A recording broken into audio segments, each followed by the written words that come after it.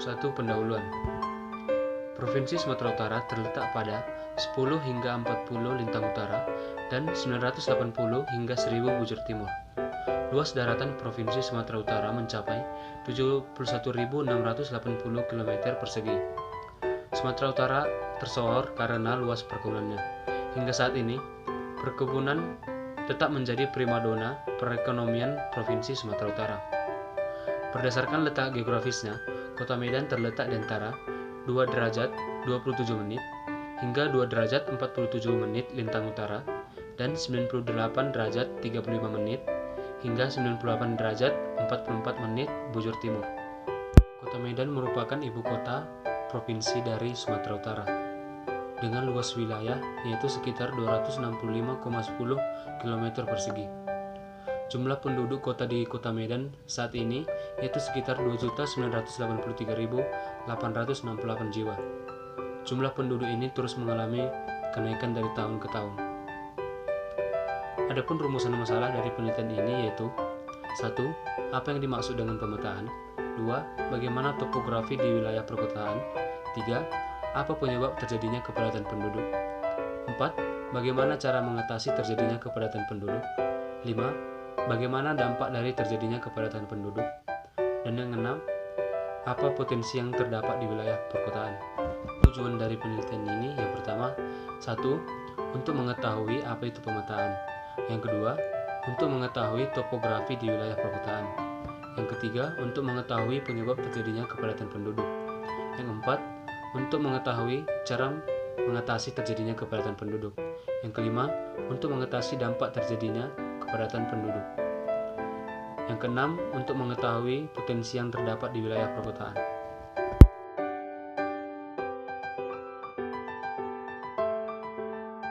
Peta merupakan gambaran permukaan bumi yang diperkecil. Atau dalam arti lain, peta itu adalah gambaran atau representasi unsur-unsur yang ada di bumi. Adapun fungsi peta yaitu yang pertama itu menunjukkan lokasi suatu tempat atau kenampakan alam yang ada di permukaan bumi. Dan yang kedua memberikan gambaran mengenai luas bentuk kenampakan yang ada di permukaan bumi, misalnya itu seperti persawahan, perkebunan, dan lain-lain. Yang ketiga menunjukkan ketinggian tempat. Yang keempat menyajikan persebaran gejala sosial yang ada di permukaan bumi. Dan yang terakhir menentukan arah dan jarak dari berbagai macam tempat. Secara umum, peta tematik merupakan peta yang hanya menunjukkan data atau informasi dari suatu konsep atau tema tertentu, baik itu berupa data kualitatif ataupun data kuantitatif. Secara umum, kita dapat mengartikan bahwa pemetaan itu adalah ilmu yang mempelajari kenampakan muka bumi yang menggunakan alat dan menghasilkan informasi yang akurat. Dengan kata lain, kita dapat mengetahui manfaatnya dengan cara membahas sesuatu yang ada di dalamnya atau di atas bumi, selama itu masih mempengaruhi bumi. Topografi wilayah perkotaan. Istilah topografi ini pertama kali ditemukan oleh zaman Yunani kuno hingga pada zaman Romawi kuno. Yang dimana ini berasal dari kata topos yang berarti tempat dan graphia yang berarti tulisan. Jadi dapat diartikan itu adalah detail dari suatu tempat. Atau kita dapat mengartikan juga keadaan topografi, yaitu keadaan yang menggambarkan permukaan lahan atau kontur lahan, yang dimana semakin besarnya kontur lahan berarti lahan tersebut memiliki kemiringan yang cukup besar. Topografi Kota Medan cenderung miring ke utara dan berada pada ketinggian 2,5 sampai 37,5 meter di atas permukaan laut. Penyebab terjadinya kepadatan penduduk. Penduduk merupakan kumpulan orang-orang atau individu yang bertempat tinggal di suatu daerah dan tercatat secara administrasi. Kumpulan orang-orang ini dari hari ke hari jumlahnya meningkat dan terus bertambah, bahkan peningkatannya dikhawatirkan melebihi persediaan pangan yang dibutuhkan. Kepadatan penduduk yang melonjak akan menyebabkan ledakan penduduk. Adapun faktor-faktor yang menyebabkan terjadinya ledakan penduduk antara lain: 1. Jumlah penduduk yang besar, 2. Pertumbuhan penduduk yang cepat, 3. Penyebaran penduduk yang tidak merata, 4. Banyaknya yang menikah di usia dini, 5. Program KB belum terlaksana dengan baik. 6. Menurunnya angka kematian yang disebabkan oleh peningkatan perkembangan dalam bidang kesehatan. 7. Banyaknya penduduk desa yang urbanisasi. Selain itu, ada beberapa faktor yang mempengaruhi laju pertumbuhan penduduk. Adapun faktor demografi yang mempengaruhi laju pertumbuhan penduduk yakni 1. Natalitas atau fertility, yaitu angka kelahiran, adalah istilah dalam demografi yang mengindikasikan jumlah anak yang dilahirkan hidup oleh seorang wanita. Suatu kelahiran disebut dengan lahir hidup atau live birth apabila waktu lahir terdapat tanda-tanda kehidupan seperti berteriak, bernafas, dan jantung berdenyut. Apabila pada waktu lahir tidak ada tanda-tanda kehidupan, disebut lahir mati atau stillbirth, yang dalam ilmu demografi tidak dianggap sebagai suatu peristiwa kelahiran. Kadangkala ada yang menyebut fertility sama dengan fecundity. Fecundity adalah kemampuan biologis wanita untuk menghasilkan anak lahir hidup menurut mantra pada tahun 2000. Kedua, kematian atau mortality. Sebagai salah satu variabel demografi yang sangat penting sebagai barometer tinggi rendahnya tingkat penduduk dari suatu daerah. Mortalitas merupakan angka kematian yang terjadi pada kurun waktu dan tempat tertentu yang diakibatkan oleh keadaan tertentu, dapat berupa penyakit maupun sebab lainnya. 3. Migrasi atau perpindahan penduduk. Todaro pada tahun 2005 menyatakan migrasi merupakan suatu proses yang sangat selektif, mempengaruhi setiap individu dengan ciri-ciri ekonomi, sosial, pendidikan, dan demografi tertentu, maka pengaruhnya terhadap faktor-faktor ekonomi dan non-ekonomi dari masing-masing individu juga bervariasi. Menurut mantra pada tahun 2000, migrasi adalah perpindahan penduduk dari suatu wilayah ke wilayah lain dengan maksud menetap di daerah tujuan. Cara mengatasi kepadatan penduduk. Dalam Undang-Undang Nomor 23 Tahun 2006 yang mengatur tentang administrasi kependudukan, undang-undang ini sangat penting artinya terhadap pertumbuhan penduduk, terutama terhadap determinan kependudukan yang menyebabkan meningkatnya laju pertumbuhan penduduk, yaitu fertility, mortality, dan migration. Adapun peran pemerintah dalam menangani kepadatan penduduk yakni: pertama, untuk itu pengurangan tingkat penduduk dilakukan dengan menggalakkan kembali program keluarga berencana. BKKBN mempunyai tugas melaksanakan tugas pemerintahan di bidang pengendalian penduduk dan penyelenggaraan keluarga berencana. Program ini pada dasarnya adalah suatu usaha untuk merencanakan jumlah dan jarak kehamilan dengan memakai kontrasepsi sehingga kelahiran akan diatur. Program ini mengedepankan pendekatan yang persuasif dalam mengajak masyarakat untuk berpartisipasi. Slogan yang biasa digunakan adalah 2 anak lebih baik, yang berarti masyarakat didorong untuk mewujudkan keluarga kecil bahagia sejahtera. Yang kedua, memberikan pendidikan kependudukan. Pendidikan kependudukan adalah sebuah upaya agar masyarakat mengetahui dan memahami isu-isu yang berkaitan dengan kependudukan, misalnya tentang ledakan penduduk dan implikasinya. Pelaksanaan tersebut dapat dilakukan dengan memberikan sosialisasi dan penyuluhan kepada masyarakat luas tentang kependudukan.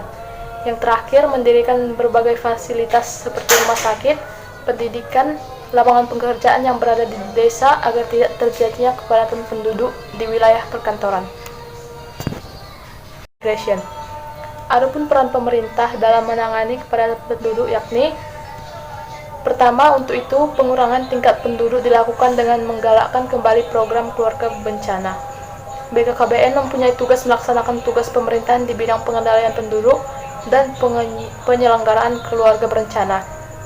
Program ini pada dasarnya adalah suatu usaha untuk merencanakan jumlah dan jarak kehamilan dengan memakai kontrasepsi sehingga kelahiran akan diatur.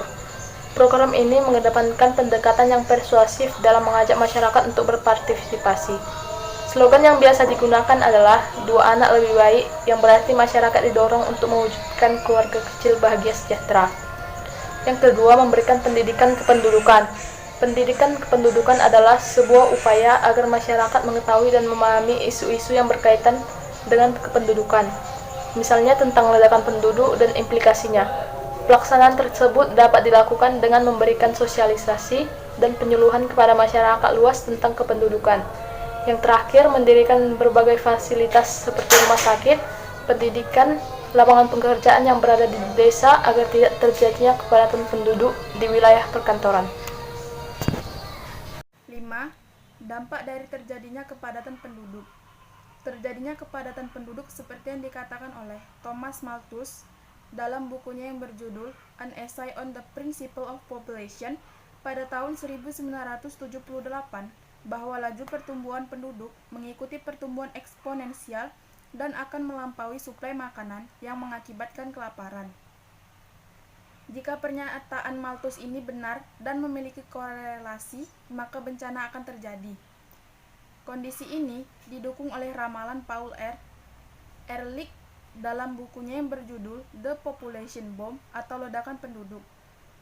Ledakan penduduk adalah pertumbuhan penduduk di suatu negara secara cepat dan tiba-tiba tidak terkendali. Kepadatan penduduk dapat mempengaruhi kualitas hidup penduduknya. Pada daerah dengan kepadatan yang tinggi, usaha peningkatan kualitas penduduk akan lebih sulit dilakukan. Hal ini menimbulkan permasalahan sosial, ekonomi, kesejahteraan, keamanan, ketersediaan lahan, air bersih, dan kebutuhan pangan. Dampak yang paling besar adalah kerusakan lingkungan. Semua kebutuhan manusia dipenuhi dari lingkungan merupakan sumber alam yang digunakan untuk memenuhi kebutuhan hidup manusia. Kebutuhan tersebut meliputi kebutuhan pangan, papan, air bersih, udara bersih, dan kebutuhan lainnya. Ledakan penduduk yang cepat menimbulkan dampak buruk bagi kehidupan masyarakat, terutama dalam bidang sosial ekonomi masyarakat. Adapun dampak dari ledakan penduduk adalah 1. Semakin terbatasnya sumber-sumber kebutuhan pokok, pangan, sandang papan yang layak. Akibatnya sumber-sumber kebutuhan pokok tersebut tidak lagi sebanding dengan bertambahnya jumlah penduduk. 2. Tidak tercukupinya fasilitas sosial dan kesehatan yang ada, seperti sekolah, rumah sakit, dan tempat rekreasi, serta berbagai fasilitas pendukung kehidupan lainnya. 3. Tidak tercukupinya lapangan pekerjaan bagi tenaga kerja yang ada. Akibatnya, terjadilah peningkatan jumlah pengangguran dan berdampak pada menurunnya kualitas sosial, seperti banyaknya tunawisma, pengemis, kriminalitas yang secara cepat meningkat, dan lain-lain. 6. Potensi sumber daya di wilayah perkotaan. Menurut Sukanto Reksodiprodjo, pada tahun 1990, sumber daya alam adalah sesuatu yang berguna dan mempunyai nilai di dalam kondisi di mana kita menemukannya. Terbatas jumlahnya dan pengusahaannya memenuhi kriteria-kriteria teknologi, ekonomi, sosial, dan lingkungan. Dalam wilayah perkotaan terdapat beberapa potensi. 1. Potensi ekonomi, seperti tersedianya fasilitas untuk memenuhi kebutuhan hidup warga kota, misalnya pusat perbelanjaan. 2. Potensi politik, adanya aparatur kota untuk menjalankan tugas dalam melayani masyarakat, lembaga politik, maupun partai politik.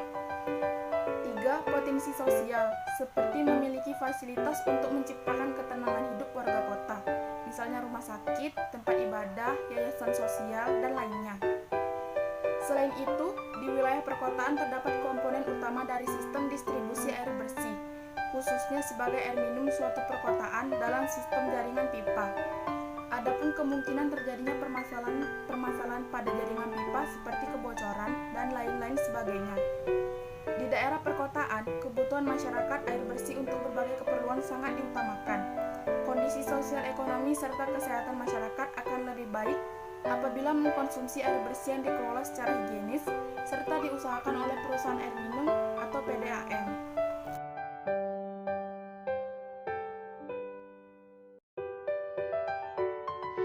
Kita masuk kepada bab 3, yaitu mengenai metode penelitian.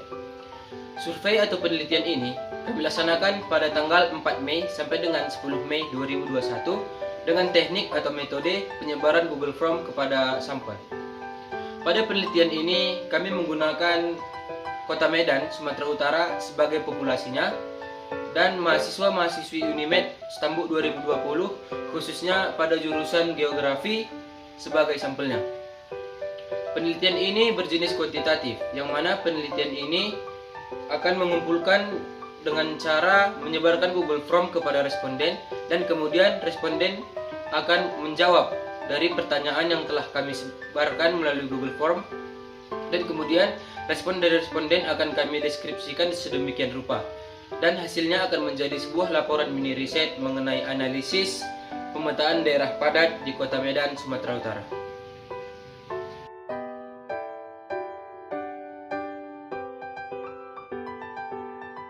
Pada bab 4 yaitu hasil dan pembahasan. Yang pertama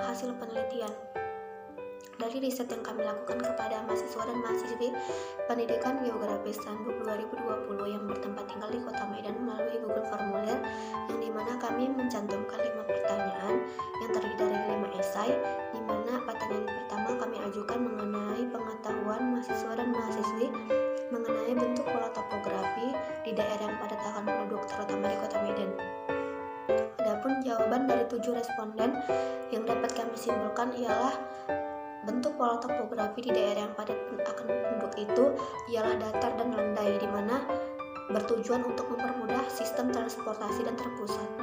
Adapun pertanyaan kedua yaitu mengenai apakah di daerah yang padat akan penduduk masih memiliki potensi sumber daya alam yang tersimpan. Nah, dari 7 jawaban responden itu dapat kami simpulkan bahwa di daerah yang padat akan penduduk itu akan sulit ditemukan sumber daya alam, yang dimana mengingat padatnya wilayah yang dipenuhi oleh pemukiman masyarakat, sehingga akan sulitnya ditemui sumber daya alam tersimpan. Adapun pertanyaan ketiga mengenai apakah pengaruh dari kegiatan pemetaan terhadap daerah yang padat akan penduduk, terutama di Kota Medan. Nah, dari 7 jawaban responden itu dapat kami simpulkan bahwa dilakukannya pemetaan agar masyarakat lebih mudah untuk mengetahui lokasi suatu wilayah dan persebaran pemukiman para penduduk. Masuk ke pertanyaan keempat, yaitu mengenai bagaimana kondisi air bersih di daerah yang padat akan penduduk. Nah, dari 7 jawaban responden tadi dapat kami simpulkan bahwa kondisi air di daerah yang padat akan penduduk itu cukup dibilang sangat minim, karena mengingat banyaknya pengkonsumsi air dan sulitnya menemukan air tanah. Akibat tidak adanya daerah resapan air akibat dari pemukiman penduduk yang cukup padat, sehingga masyarakat lebih mengandalkan air dari air pump. Kemudian masuk ke pertanyaan terakhir, yaitu bagaimana kendala yang dialami penduduk selama bertempat tinggal di daerah yang padat akan penduduk. 7 jawaban respon itu dapat kami simpulkan bahwa banyaknya kendala yang sering dirasakan oleh masyarakat seperti penyediaan lapangan pekerjaan dan potensi sumber daya alam yang makin menipis setiap tahunnya, dan juga kemacetan yang panjang, serta ketika masyarakat memiliki acara hajatan akan sulit untuk memanfaatkan wilayah tersebut dikarenakan wilayah yang memiliki pemukiman yang cukup padat. Yang kedua yaitu pembahasan. Secara umum, pemetaan adalah ilmu yang mempelajari kenampakan muka bumi yang menggunakan satuan alat dan menghasilkan informasi yang akurat. Dengan kata lain, pemetaan dan ilmu geografi itu sama karena sama-sama membahas mengenai sesuatu yang berada di dalam atau di atas bumi selama hal tersebut masih mempengaruhi permukaan bumi. Merupakan kumpulan orang-orang atau individu yang bertempat tinggal di suatu daerah dan tercatat secara administrasi. Kumpulan orang-orang ini dari hari ke hari jumlahnya meningkat dan terus bertambah. Bahkan peningkatannya dikhawatirkan melebihi persediaan pangan yang dibutuhkan. Gambar di samping merupakan diagram persentase pertumbuhan penduduk dari 2017 sampai 2019 dan juga gambar peta persebaran penduduk di tahun 2019 di Kota Medan. Yang dimana di tahun 2017 sampai 2019 mengalami pertumbuhan yang begitu cepat. Menurut data sensus penduduk yang kami peroleh di tahun 2019, jumlah penduduk di Kota Medan yaitu 2.983.868 jiwa penduduk. Terjadinya kepadatan penduduk dapat mempengaruhi kualitas hidup penduduknya. Pada daerah dengan kepadatan yang tinggi, usaha peningkatan suatu kualitas penduduk akan lebih sulit dilakukan. Hal ini dapat menimbulkan permasalahan ekonomi, sosial, kesejahteraan, keamanan, ketersediaan lahan air bersih, dan juga kebutuhan pangan, serta dampak yang paling besar ialah terhadap lingkungan sekitarnya. Banyaknya masyarakat yang melakukan urbanisasi dan juga migrasi ke suatu kota atau wilayah dalam hal memajukan kesejahteraan ekonomi keluarga juga memicu kepadatan penduduk. Untuk itu, cara yang tepat ialah dalam mengatasi kepadatan penduduk dengan membuat suatu program pemerintah seperti Program BKKBN atau program KB dengan slogan Dua Anak Lebih Baik yang bertujuan untuk menciptakan sebuah keluarga baru yang ideal, bahagia, dan sejahtera. Mendirikan fasilitas seperti rumah sakit, pendidikan, dan lain-lain agar masyarakat di desa tak perlu pergi ke kota demi melaksanakan suatu hal, serta memberikan pemahaman kepada masyarakat akan dampak buruk adanya pertambahan penduduk yang dapat membawa pengaruh buruk terhadap suatu wilayah, terutama di wilayah perkotaan. 5. Penutup.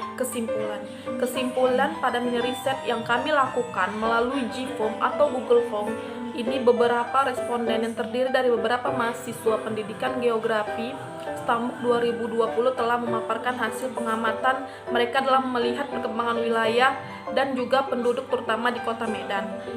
Pertumbuhan penduduk yang dari tahun ke tahun meningkat akan membawa dampak buruk bagi perkembangan suatu wilayah. Untuk itu, perlunya kita sebagai mahasiswa atau masyarakat dalam memahami bagaimana akibat dari perkembangan dan pertumbuhan penduduk ini.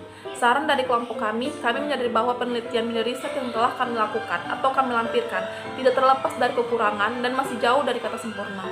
Untuk itu, kritik dan saran yang bersifat membangun dari pembaca sangat kami harapkan sehingga dapat kami jadikan evaluasi ke depannya untuk lebih baik lagi. Semoga kajian ini dapat bermanfaat bagi para pembaca dalam menambah wawasan mengenai pengkajian sebuah mini riset.